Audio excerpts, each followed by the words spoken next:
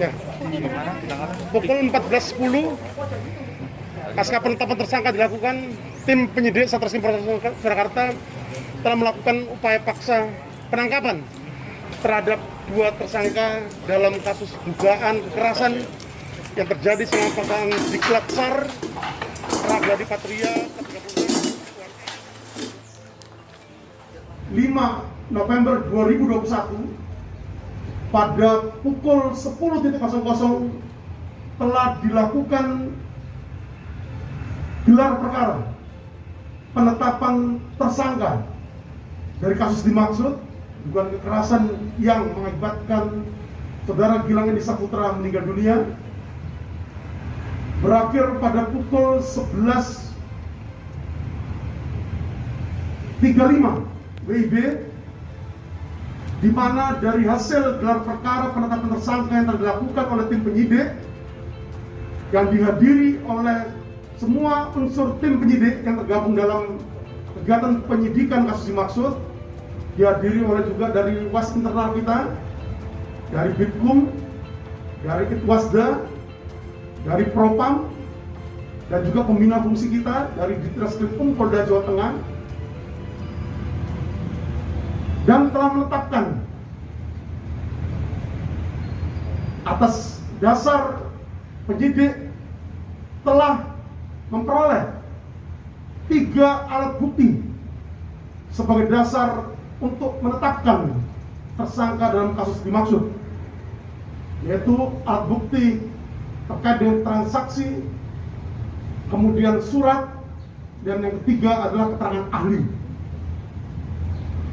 di mana dari hasil gelar perkara penetapan tersangka telah ditetapkan 2 orang tersangka dalam kasus dimaksud. Yang pertama, atas inisial NFM, 22 tahun, jenis kelamin laki-laki, alamat Pati, Kabupaten Pati. Yang kedua, atas inisial FPJ, umur 22 tahun, laki-laki, alamat Wonogiri. Terhadap kedua tersangka dimaksud, berdasarkan 3 alat bukti yang telah dimiliki oleh tim penyidik Satreskrim Polres Surakarta, telah melalui proses penyelidikan dan penyidikan yang telah dilakukan kepada kedua tersangka, dikenakan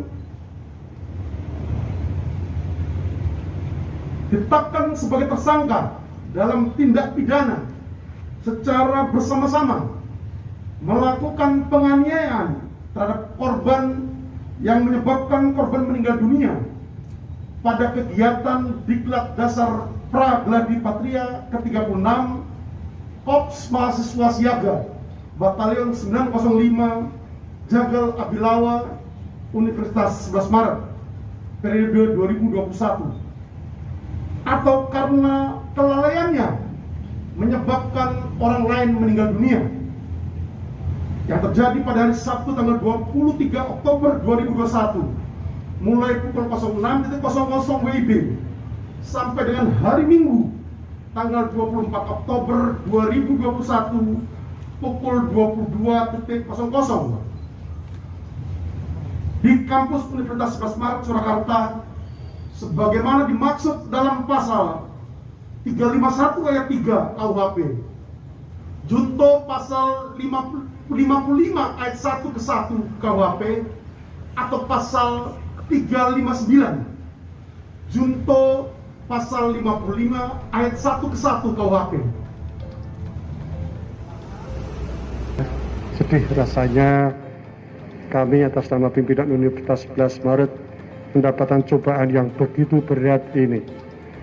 Namun sebagai aktualisasi dan implementasi negara hukum, kami mendukung sepenuhnya proses penyelidikan dan penyidikan yang dilakukan oleh Bapak Kapolresta Surakarta sejak terjadinya kekerasan itu saya sudah menyampaikan kepada Bapak Kapolresta agar bisa mengusut peristiwa itu secara transparan, akuntabel, dan profesional.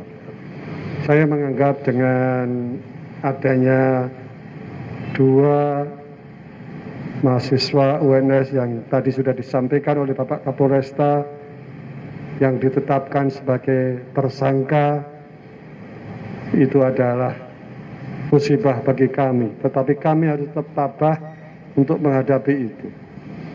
Langkah-langkah yang kami lakukan, yang pertama adalah melakukan pendampingan kepada tersangka.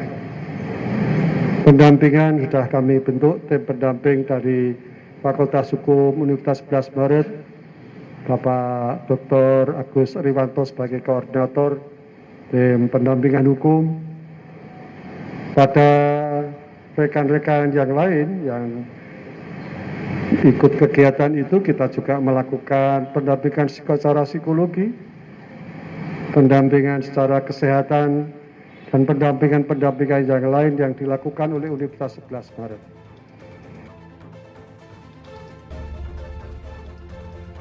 Apakah melibatkan tersangka lainnya, nanti kita tunggu.